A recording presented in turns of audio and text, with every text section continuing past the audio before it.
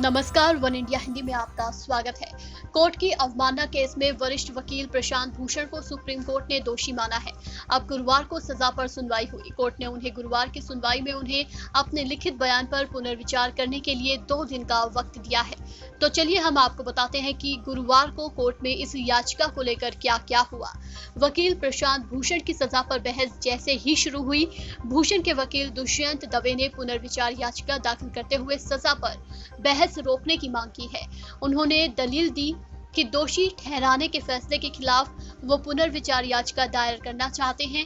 कानून में भी इसके लिए 30 दिन के समय का प्रावधान है। कोर्ट ने दलील सुनने के बाद याचिका खारिज कर दी और कहा कि गुरुवार की सुनवाई नहीं टलेगी। सुनवाई टालने से इनकार करने पर वकील दुष्यंत दवे ने कहा कि आसमान नहीं गिर पड़ेगा अगर सजा पर बहस को टाल दिया जाए। इस पर जस्टिस मिश्रा ने कहा कि ये नियम के खिलाफ है। हम आपको भरोसा देते हैं कि जब तक पुनर्विचार याचिका का निस्तारण नहीं हो जाएगा, सजा पर अमल नहीं होगा। जस्टिस अरुण मिश्रा ने कहा कि हम आपके साथ फेयर रहेंगे, भले आप हमारे साथ फेयर रहे या नहीं।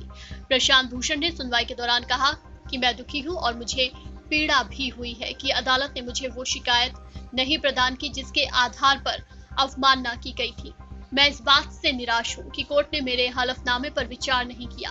मेरा मानना है कि संवैधानिक व्यवस्था की रक्षा के लिए किसी भी लोकतंत्र में खुली आलोचना होनी चाहिए।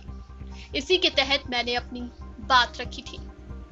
सुनवाई के दौरान प्रशांत भूषण के वकील राजीव धवन ने कहा कि कोर्ट के लिए पिछले 6 साल बहुत मुश्किल रहे हैं, वकीलों के लिए बहुत मुश्किल रहे हैं। एक दिन इतिहास इन वर्षों को बार बार देखेगा।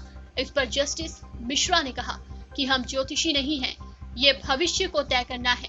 पूरी दलील सुनने के बाद कोर्ट ने उन्हें गुरुवार की सुनवाई में अपने लिखित बयान पर पुनर्विचार करने के लिए 2 दिन का वक्त दिया है। प्रशांत भूषण को न्यायपालिका और सीजेआई के खिलाफ अपने 2 ट्वीट्स के लिए अदालत की अवमानना का दोषी पाया गया था। प्रशांत भूषण ने कोर्ट के बॉस यानी चीफ जस्टिस ऑफ इंडिया पर सवाल उठाए थे। कुछ दिन पहले ही प्रशांत भूषण ने ट्वीट किया था कि पिछले 6 सालों में देश के 4 प्रधान न्यायाधीशों की लोकतंत्र बर्बाद करने में भूमिका रही है।